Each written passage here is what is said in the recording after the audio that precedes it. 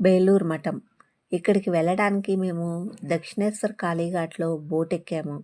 ఆ boat ticket ఎంతో తెలిస్తే మీరు కూడా ఆశ్చర్యపోతారు. ఎందుకంటే జస్ట్ రూ. 11 మాత్రమే. అది దాదాపు బోట్‌లో గంట జర్నీ చేశాము. ఆ గంట సేపు ప్రయాణానికి టికెట్ రూ. 11 అని నాకు చాలా ఆశ్చర్యం వేసింది. మధ్యలో 2, 3 బోటింగ్ పాయింట్లు అంటే ఫెర్రీ ఘాట్‌లొచ్చినాయి.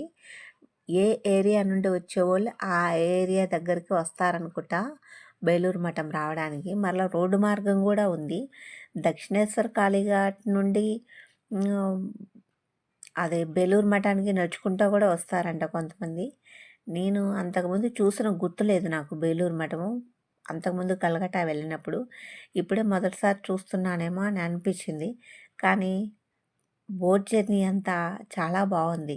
చాలాసేపు ప్రయాణం చేశాము. దాదాపు ఒక గంట సేపు ప్రయాణం చేశాము. బోటుపై నుంచి సడన్‌గా ఒక పిల్లాడు పైనుంచి నీటిలోకి దూకేశాడు. ఒక క్షణం మేము బోట్ పక్కనే ఉన్నాం. ఉలిక్కిపడ్డామనమాట. ఆ పిల్లోడు అలా దూకంగానే.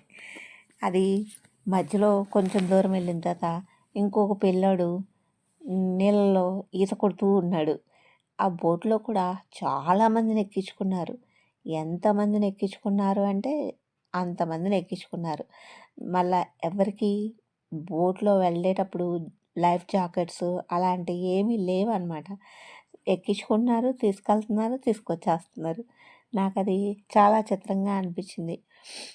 మనం బోట్ షికారుకెళ్ళినప్పుడు లేకపోతే గంగా నదిలో పడవెక్కినప్పుడు వాళ్ళు అవి జాకెట్లేసుకోండి అంటారు. ప్రయాగలో ఎక్కినప్పుడు కూడా. ఇక్కడైతే అలాంటివి ఏమీ లేవు. నాకు ప్రయాణం మొత్తం చాలా బాగా జరిగింది. కానీ సుమారు ఒక గంట సేపు ప్రయాణానికి రూ. 11 అని అనిపించింది.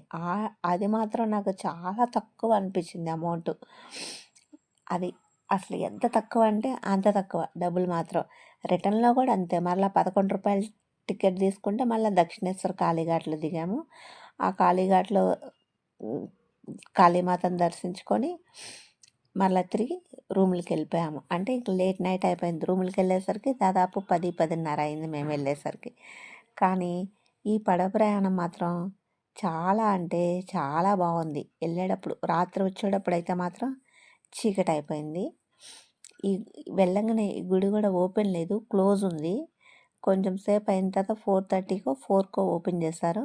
అప్పుడు చూసేసి మరలా దక్షిణేశ్వర కాళీఘాట్‌కొచ్చి దర్శనం చేసుకున్నాము అందరము.